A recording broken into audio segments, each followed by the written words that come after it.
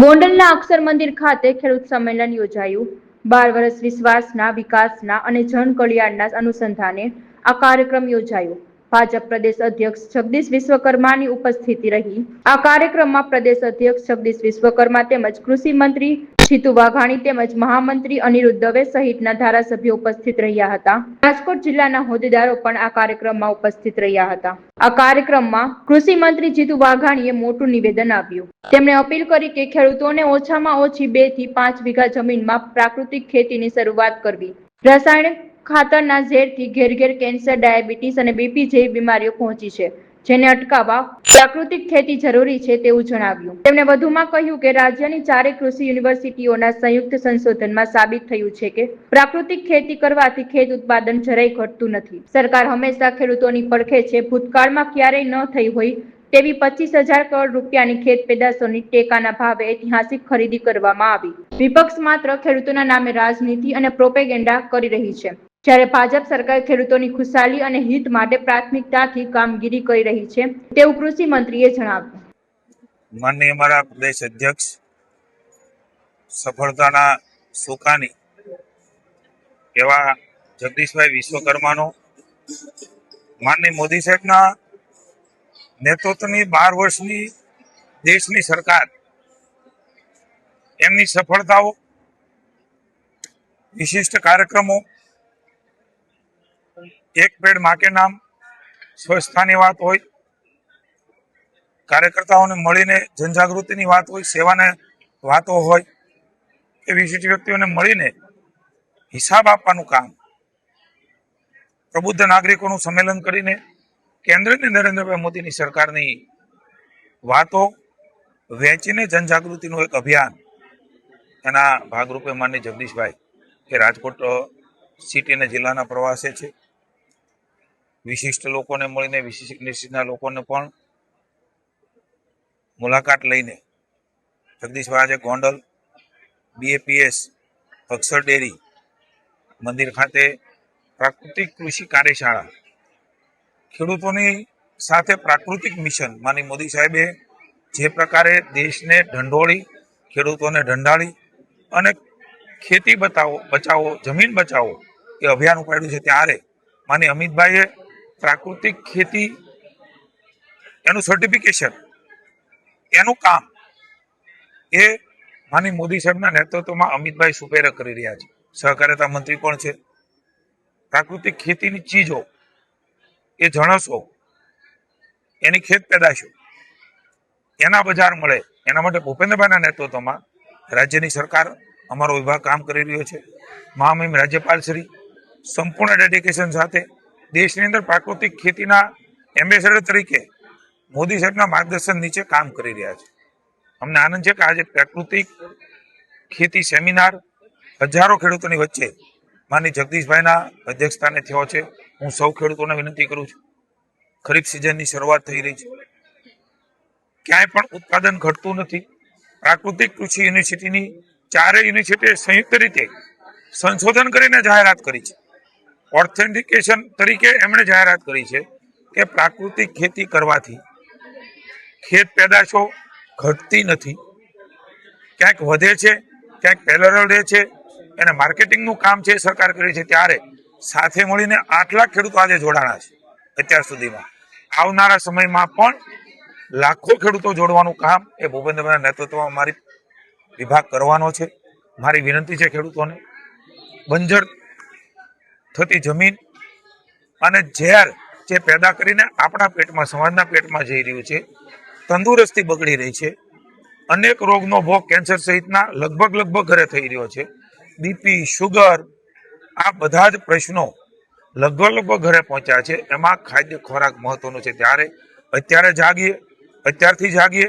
આપણા ખેતરમાં 2 વીઘા, 5 વીઘા, 10 વીઘા એ પ્રયોગ કરીએ અને સફળતા પછી ધીરે ધીરે કરીને સંપૂર્ણપણે આપણે પ્રાકૃતિક વળીને નવી પેઢી, નવી નસલ એમને બચાવવાનું કામ સાથે મળીને કરીએ।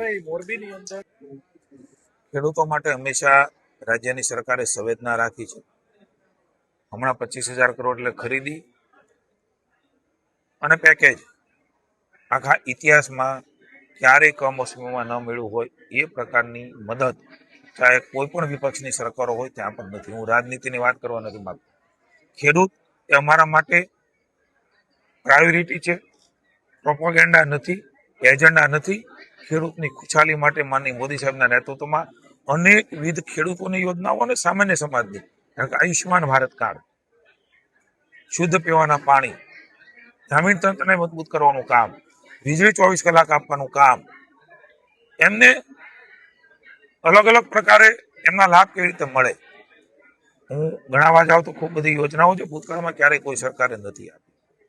નાની મોટી સમસ્યા આવે ત્યારે રાજ્યની સરકાર એ હંમેશા ખેડૂતોની બાજુમાં પડખે ઊભી રહી છે. ખેડૂતોને જ હંમેશા પ્રાયોરિટી આપી છે, પ્રોપોગેન્ડા નથી કર્યા. હું સમગ્ર ખેડૂતોને વિશ્વાસ અપાવું છું. અમારા મન તમારી અંદર બેઠેલો ભગવાન રામનો રાજીપો, ઈશ્વર જોવે એ રીતે આર્ટિફિશિયલ નહીં. તમને જે જરૂરિયાત હોય, ભૂતકાળમાં પણ ભૂપેન્દ્રભાઈએ બોલ્યા વગર ખૂબ કર્યું છે. બધી જ વ્યવસ્થાઓ, સરકારી વ્યવસ્થાઓ, સરકારી તંત્ર અને લાંબા ગાળાનું આયોજન એ હંમેશા ભૂપેન્દ્રભાઈનો દ્રષ્ટિકોણ રહ્યો છે. ટૂંકા ગાળાના આયોજન, ટૂંકા ગાળાની નીતિઓ અને કોઈની લોભામણી વાતો અને શોર્ટકટ એ ક્યારેય રાજ્યની સરકાર અપનાવતી નથી. અનેક વ્યવસ્થાઓ એ વીજળી મંત્રી માનનીય ઋષિભાઈ કૌશિકભાઈ, મુખ્યમંત્રી સાથે અનેક બેઠકો થઈ છે. મને સ્વયં મુખ્યમંત્રીશ્રી કહ્યું છે ખેડૂતોને ભરોસો આપજો, રાજ્યની સરકાર ખેડૂતોની પડખે છે. એના માટે જે નિર્ણય લેવો પડે એના હિતમાં એ નિર્ણય એ તમામ વ્યવસ્થાઓ આજુબાજુની જોઈને, ખેડૂતોની મુશ્કેલી સમજીને એ નિર્ણય રાજ્યની સરકાર લેશે. ક્યારેય જસ અબજસ, મેં કર્યું, આણે કર્યું, આને જસ જાય છે, આને જસ જાય છે, આ પ્રકારની રાજનીતિ એ ખેડૂતોના નામે ન કરી એ ભારતીય જનતા પાર્ટીનો સિદ્ધાંત રહ્યો છે. ક્યાંય પણ કોઈને પણ મુશ્કેલી ન પડે એમના માટેની સરકારે તમામ વ્યવસ્થાઓ ભૂતકાળમાં કરી છે, ભવિષ્યમાં પણ કરવાના છે. મારી વિનંતી માત્ર એટલી છે કે એજન્ડા નથી, પ્રાયોરિટી છે. એને એજન્ડા ન બનાવીએ. ખેડૂતોને મદદ કરવા માટે થઈને કોઈ પણ આગળ આવતા હોય, આ મારા બધા જ વિષયો ખેડૂતોના માથે ન થોપે એવી પણ વિનંતી છે. ખેડૂત એ ખેડૂત છે. એ કોઈ પણ સમાજ, કોઈ પણ વર્ગ, કોઈ પણ જ્ઞાતિ, કોઈ પણ ધર્મ અને કોઈ પણ પાર્ટીનો કેમ ન હોય. અમારે મન એ ખેડૂતોની પ્રાયોરિટી છે. ત્યાં સુધી માનનીય મુખ્યમંત્રીશ્રી આદેશ કર્યા છે ખેડૂતને અત્યારે કોઈ હાલાકી ન પડે. જ્યાં પણ ખેડૂતને મુશ્કેલી છે કેટલાક એરિયામાં, એ એરિયા સ્પેસિફિક તાત્કાલિક કોઈ મુશ્કેલી ન પડે એની સૂચનાઓ પણ આપી છે. અને ભવિષ્યમાં એ પ્લાનિંગના આયોજન સાથે રાજ્યની સરકાર એમાં આગળ વધવા માગે છે. ખેડૂતોને પુનઃ વિનંતી છે, આપે હંમેશા એ ખેડૂત લગતી હિતલક્ષી કેન્દ્રની અને રાજ્યની સરકારને આશીર્વાદ આપ્યા છે. તમારા થકી અમારી સરકાર છે, તમારા થકી વિકાસ છે. ત્યારે અમારે તમામ સમાજ, તમામ વર્ગ, ખેડૂત એ અમારા માટે પુનઃ કહું છે પ્રાયોરિટી છે.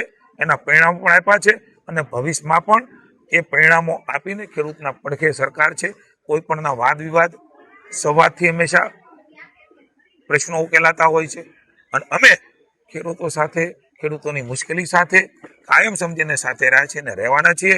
કોઈ પણ જાતની ખેડૂત એ ચિંતા ન કરે એનો ભૂપેન્દ્રભાઈ વતી હું સંપૂર્ણપણે એ જાગૃતિ અને ક્રાંતિનું કામ એ ધીરે ધીરે કરીને જે આપણો વપરાશ થતો હોય છે એને અનુસરીને એની આવી પ્રયોગશાળાઓ અમારા સૌ અધિકારીઓ એને જઈને એને બતાવી રહ્યા છે. કારણ કે સીધે સીધું ઓછું ઉત્પાદન થાય છે, આવો પ્રચાર પણ થતો હોય ત્યારે એમને પરિણામ આપીને સંપૂર્ણપણે, કારણ કે લોકશાહીનો દેશ છે, લોકશાહીમાં જેમને જે કરવું એ કરી શકતા હોય છે, પણ અમને જે દેખાય છે એ વાત કરીને આગળ વધી રહ્યા છે. ત્યારે ભૂતકાળમાં કોઈ પ્રધાનમંત્રીએ સપ્રમાણ ખાતર, જંતુનાશક દવાઓ એ સપ્રમાણ વાપરવાની વાત કોઈએ નથી કરી. દેશના વડાપ્રધાને કરી છે.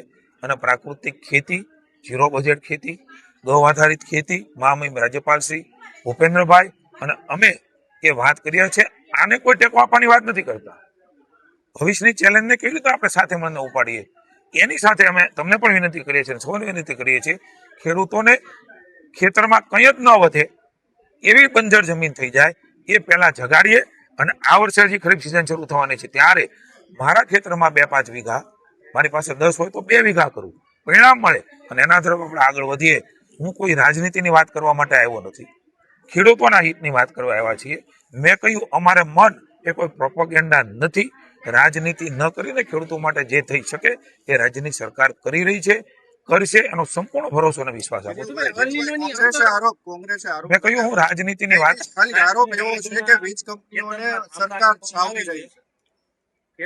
હું સમયે બધી જ વાતો કરી છે.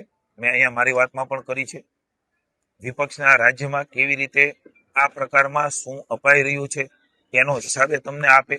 રાજ્યની સરકાર એના ઉપર કામ કરી રહી છે અને ખેડૂતોનું જ્યાં હિત હોય એવા હિતકારી નિર્ણય એ રાજ્યની સરકાર લેવાની છે.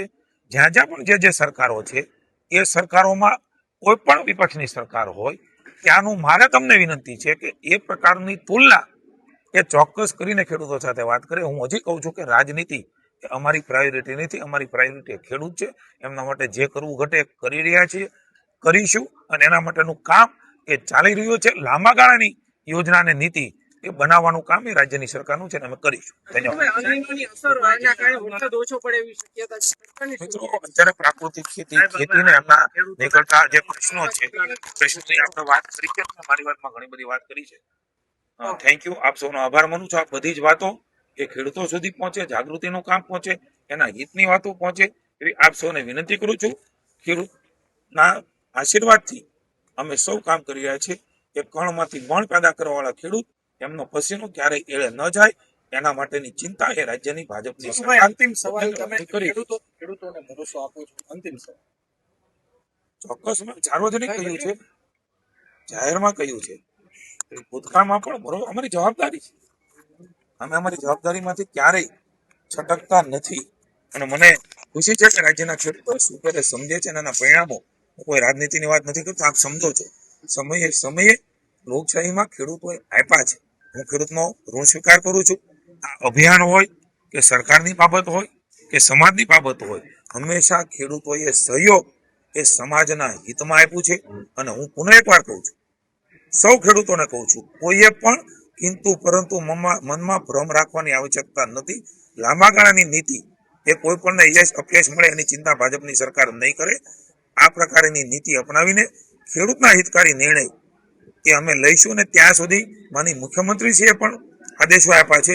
કોઈ પણ જે ખેડૂત છે અત્યારે એને જ્યાં પણ મુશ્કેલી છે એને પણ તકલીફ ન પડે એના આદેશો પણ માની મુખ્યમંત્રીએ જારી કર્યા છે.